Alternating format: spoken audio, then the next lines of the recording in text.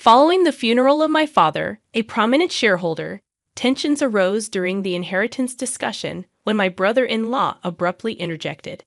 He boldly asserted that both the stocks and the substantial $5 million inheritance should be awarded to my wife, the eldest daughter. This surprising claim left my sister and brother-in-law ecstatic, eagerly anticipating their financial gain. However, the lawyer, interrupting their excitement, sternly informed them that Kelly had no rightful claim to the inheritance. Let me provide some context about my life. I am John Watson, a 42-year-old sales worker with a wife and 2 children. My father, at the age of 78, remained actively involved in a certain company until his sudden demise. My older sister Kelly, considerably older than me, had always been a source of trouble for our parents due to her problematic behavior. Despite reaching middle age, she continued to live without a stable job, acting as she pleased. I had long harbored a dislike for her and maintained my distance. The source of our current predicament began when Kelly turned 50 and introduced a man named Chris Adams as her fiancé. Despite his youthful appearance, Chris's indolent demeanor and unsavory ties raised doubts. Kelly, shamelessly demanding money from our father for the wedding, spent it quickly and requested more, causing our father considerable distress.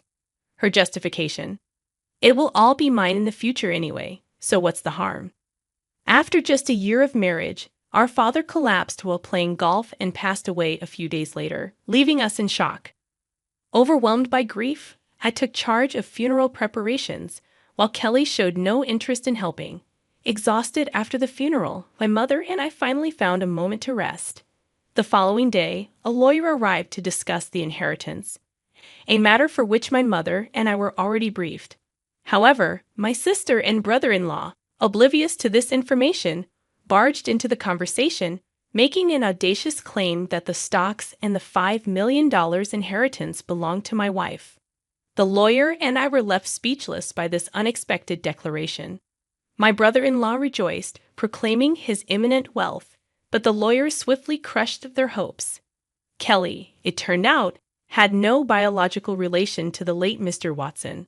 Shocked and perplexed, my sister confronted our mother, who admitted that Kelly was the child of her previous husband. My sister, who had teased me about being the favorite child since childhood, now wore an incredulous expression as the truth unfolded before her. However, my brother-in-law, insistent on Kelly's potential adoption rights, raised his voice, prompting her to affirm his claim. Our mother, however, shook her head, denying any legal adoption. The disbelief in my sister's eyes deepened as she protested the impossibility, asserting her status as the eldest daughter, a title even our late father had acknowledged. Furious and determined, she directed her glare at me, refusing to let me monopolize the inheritance. In irritation, I retorted, pointing out the substantial sums our father had spent on her behalf. My sister, undeterred, vehemently declared her entitlement, asserting her rights as his daughter. Her brother-in-law chimed in, supporting her protest and justifying the expenses as normal for a daughter. Sighing involuntarily, I clarified that ordinary expenditures would be acceptable, but my sister had utilized our father's funds to settle debts and legal troubles. At this juncture, the lawyer, who had remained silent, proposed revealing the contents of our father's will, an idea my sister initially resisted. However, faced with the undeniable importance of the matter, she reluctantly agreed to listen. The lawyer disclosed the will, explicitly stating that the inheritance was designated for me and her mother.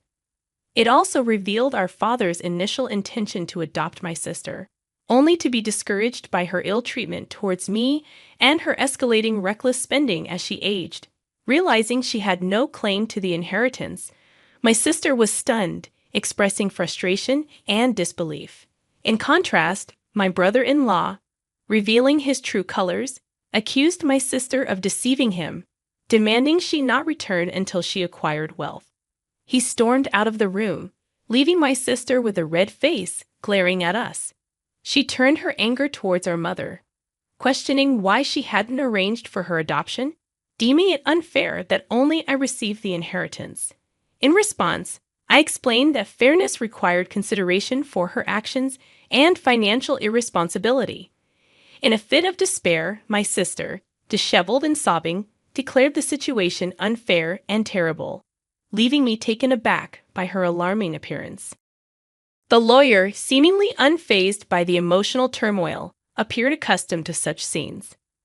When my sister questioned the reason behind my exclusive inheritance, I calmly explained, "Because I'm Dad's son." This response triggered an enraged reaction from my sister, who lunged at me, eyes widened in anger. In that moment, she expressed a sentiment that it would have been better if I had never existed. Deep down, I acknowledged that even if I hadn't been born, my father would likely have made the same decision considering my sister's behavior. Before I could respond, the lawyer intervened gently, warning my sister that her actions could escalate to a police matter. Flinching at the mention of the police, possibly due to her past shoplifting incidents, my sister, with a click of her tongue, left the room when our mother called her with tears in her eyes. Half a year passed, and the inheritance procedures were successfully completed without any issues. Despite some initial grumbling from my sister and brother-in-law, the lawyer's efficient handling prevented them from interfering. My mother, out of kindness, gave some money to my sister, a gesture I refrained from commenting on. However, what truly upset me was that they vanished with the money, displaying a blatant gold-digging attitude that disgusted our relatives who were aware of the situation. One day, I went out to eat with my mother, wife, and daughter. My mother, who had been somewhat withdrawn since my father's passing, appeared brighter in the company of her adorable granddaughter. My wife suggested that my mother move in with us, but I reminded her of the potential visits from my sister, who often came by to beg for money. Understanding my mother's hesitation, given the biological connection with my sister, I asked her to consider the idea and drove towards the family home to drop her off. Upon arriving at the supposedly empty house, we noticed lights on, despite it not being the time for the helper to be present. Suspecting my sister's return, I parked the car in the garage and suggested we stop by for a cup of coffee. As we approached the entrance, a car suddenly drove towards us, prompting me to instinctively shield my wife and daughter. Though the car grazed me, I was thrown against a nearby flower bed, feeling the impact on my body. The car came to a halt after hitting the garage entrance. In the midst of chaos, with my wife and daughter rushing to help me, we've learned that the driver was none other than Chris Adams, my brother-in-law. He claimed to the police that he mistook the accelerator for the brake, a story I found dubious. Later, I discovered that my mother and sister had come to the hospital. As our mother left the room to arrange flowers, my sister, with a cold look, expressed disappointment, remarking on my unexpected resilience. In that moment, I couldn't help but think that if I had been seriously injured, my mother would have inherited everything, a prospect that seemed to disappoint my sister. While speaking with a smirk, I revealed to my sister that my mother had decided to renounce her inheritance, asking me to pass it on to my wife and kids. This revelation surprised and baffled my sister, who found it incomprehensible that someone would willingly refuse what they could receive. To add to her shock, I explained that I had already made a will, following our father's example. This meant that, unfortunately, my share wouldn't go to our mom anymore. Unable to accept this, my sister trembled and shook as she pleaded for at least a portion of the $5 million inheritance. Firmly refusing her request, her face contorted into a demonic expression as she grabbed my collar. In an unusual and possibly deranged voice, she continued screaming, driven mad by her insatiable greed. In that moment, I couldn't help but reflect on how her avarice had disappointed our late father. My sister's face flushed with rage as she grabbed at my throat. The commotion attracted the attention of my mother, who returned and raised her voice in dismay. Nurses, alerted by the nurse call system, swiftly arrived to escort my sister out.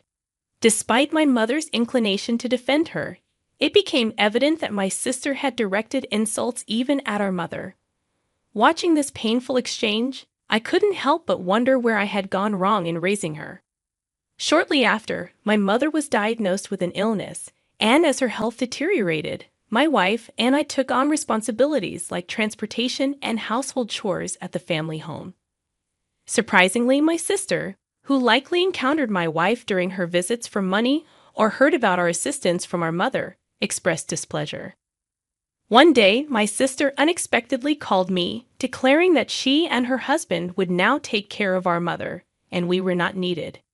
Confused and concerned, I questioned her abrupt decision, but she hung up, insisting it was already settled. Confirming with my wife, I discovered that she had received the same message. Apprehensive about my sister's ability to handle caregiving, especially considering her lack of experience in caring for a sick person or managing household chores, I hastily contacted my mother. Surprisingly, it turned out that my brother-in-law had some experience in caregiving. At the time, my mother seemed independent enough, providing a temporary relief. However, within a month, she was rushed to the hospital in an ambulance due to a medication dosage mistake.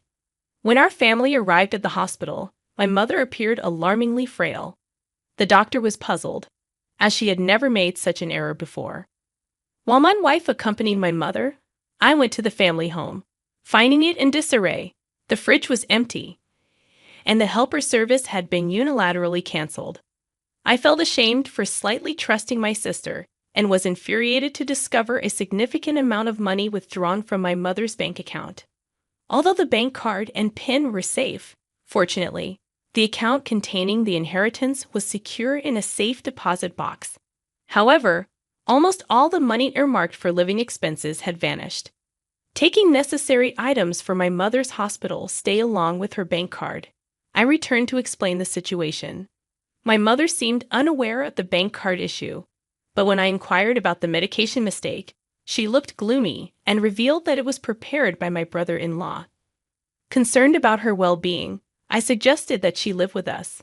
Despite my intentions, her health worsened, possibly weakened by the incident with my sister.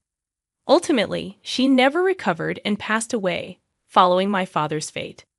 When I returned to the family home to prepare for the funeral, I discovered that all valuables were missing, presumably taken by my sister and brother-in-law in their desperation for money. Standing in the empty house, I was stunned and overwhelmed with intense anger, vowing to make them pay for their actions. After my mother's funeral, my sister and I were scheduled to meet with the lawyer, presumably to discuss the inheritance. My sister confidently declared that the inheritance from Mom belonged to her, asserting her status as the daughter. I couldn't help but burst into laughter at her assumption, sensing her misunderstanding. When the lawyer revealed the will, my sister's face drained of color as she discovered that she wasn't set to inherit anything. My brother-in-law lashed out, questioning the lawyer's statement, but received the same response. Frustrated and angered, my brother-in-law swept things off the table, demanding the inheritance. Accusing him of attempting to harm my mom, he vehemently denied any involvement. However, I pointed out the unusual medication mistake, which left him annoyed and dismissive. My sister, spiraling into desperation, claimed she couldn't pay for her apartment and accused me of causing her insanity. To my shock, it seemed that instead of rushing over after hearing of our mother's death, my sister had been counting on the inheritance to cover her expenses. The lawyer explained the compulsory portion of the inheritance, but revealed that after accounting for the money my sister had withdrawn in items she sold, the remaining amount was almost zero. Dissatisfied, my sister scratched her head in frustration. Unbeknownst to my sister and my mother, most of the estate had been gifted to my daughters during her lifetime, leaving only a small amount available for inheritance. My sister, who had never experienced the hardships of work, seemed dissatisfied and muttered to herself. Expressing my hatred for her ungrateful behavior, I shouted at my sister, calling her a wretch. My sister, now facing financial troubles, couldn't provide receipts for the living costs she claimed to have covered for our mom. When I asked for detailed expenses, she turned pale and stammered, unable to produce any evidence. My brother-in-law tried to coax me into helping her, but I refused despite his persistence. Annoyed and frustrated, my brother-in-law lamented that if things had gone smoothly, My sister would have received the entire inheritance. Intrigued, I pressed him for more information, and he inadvertently revealed that he was supposed to get a new car but received barely enough for repairs. The lawyer, holding a recorder, smiled and informed them that the meeting was recorded, catching my brother-in-law off guard. Facing charges for the accident and other past misdemeanors, my brother-in-law would be under police care for a while. My sister, as an accomplice, faced a lesser sentence.